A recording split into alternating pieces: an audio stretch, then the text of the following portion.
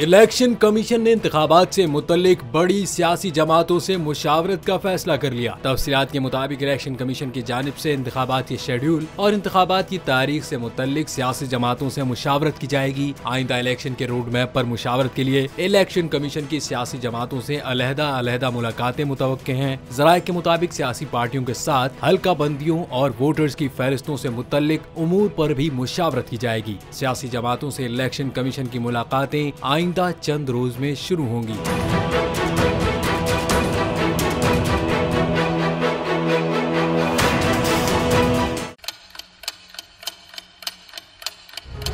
आप लोग इस मुल्क पाकिस्तान में आजाद हैं। सहाफती उसूलों पर कारबंद बोल न्यूज ने रखी रिवायत बरकरार। बोल न्यूज की जानिब से देखने वालों को यौम आजादी की बेहद मुबारकबाद। मुल्क भर से जश्न आजादी की तकरीबात बोल ने दिखाई अपनी स्क्रीन पर। पाकिस्तान के 76वें यौम आजादी का जश्न बोल ने सुनाई पाकिस्तान जिंदाबाद के नारों की गूंज।